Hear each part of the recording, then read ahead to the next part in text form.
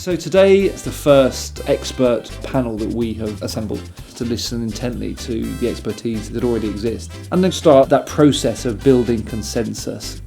It's the first of 3 to 4 that we'll have across the development of the plan. What's exciting is that this is the first time this group will have been together.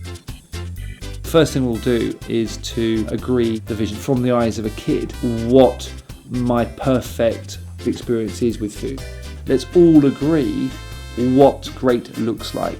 Then we can focus the attention on the how.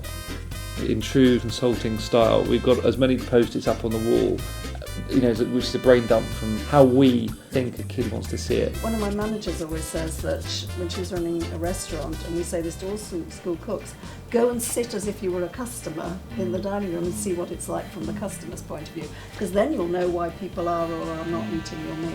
So I'm Judy Hargadon. I'm Chief Executive of the Children's Food Trust. We're the organisation that's nationally led all the change that's been taking place in schools over the last 6 years, helping schools to improve the food they give to children, helping parents to understand why it's important, helping train cooks. The biggest problem our country has is obesity, and child obesity is really quite worrying. But obesity is linked to many diseases in adults, to heart disease, to cancers, to diabetes. So it's a challenge for our country, and the way you prevent obesity is by helping people eat a balanced diet from early on in their life. Lots and lots of different things have been done. We need to carry on with that journey.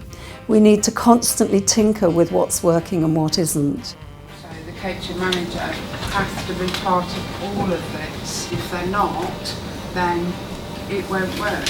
I was a catering manager in Nottinghamshire, and the food that we were cooking, we wouldn't eat it. So why were we expecting the children to eat it? And we decided way back in 2000 to go in-house, source as much local food that I possibly could, and that we were going to cook from scratch. That is where Food for Life was born. Food for Life is about the whole school. It's about cooking, growing, farm visits. It's about getting the catering staff all involved in what's going off, and most importantly of all, the children. The Food for Life framework has worked in over 4,500 schools. I don't want people to forget about school meals, especially in the economic times that we're in at the moment. If John and Henry can get Mr. Gove to listen to what's happening with these children who it's their only meal and how important that meal is, then I think they've done a very good job.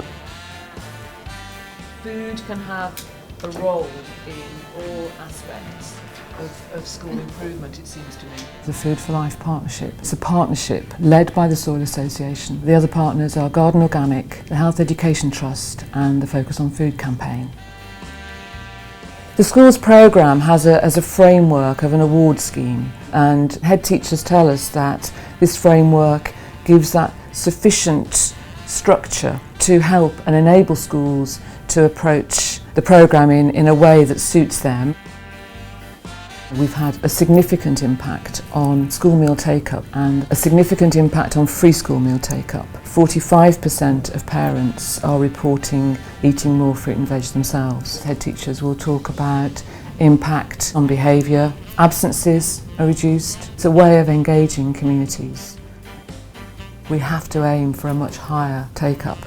And we know, the evidence tells us that in order to get free school meal children eating, we have to up the whole take-up.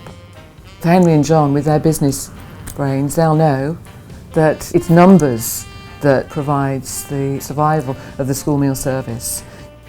I believe that every child should have the same right to a healthy, nutritious food, whichever school.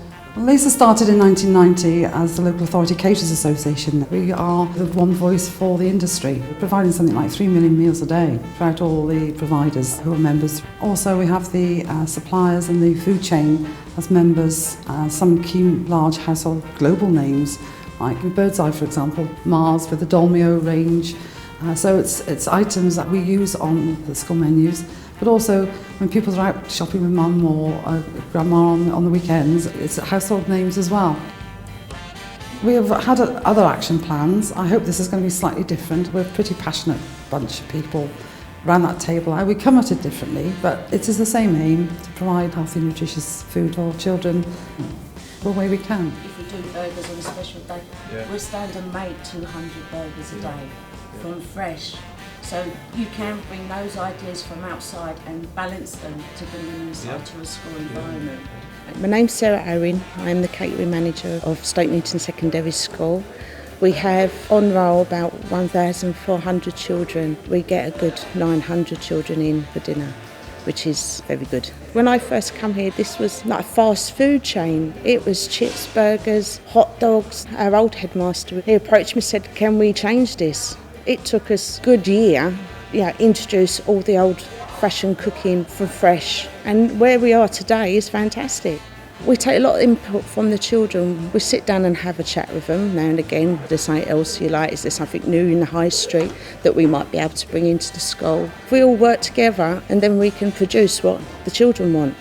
And it's all about the children.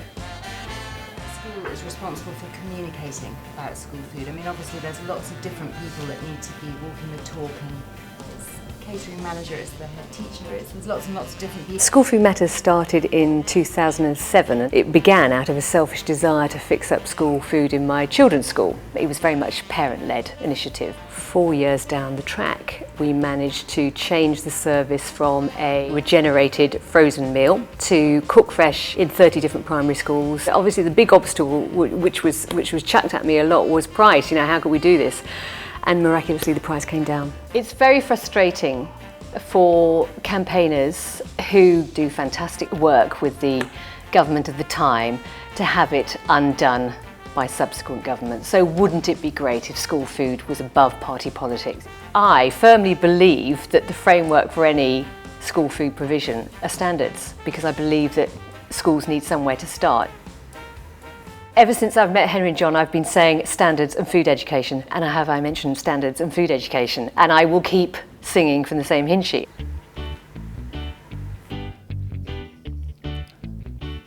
What was interesting is that there is actually a huge amount of common consensus, and yet it hasn't been before widely disseminated and agreed. I really enjoyed it because we were all singing off the same hymn sheet. When we did the big plan, nobody disagreed, and that's got to be a first. Everybody had a chance to describe their view about what the most important things were, and by building on each other's views, rather than just writing a statement in isolation, we were able to trigger ideas from each other.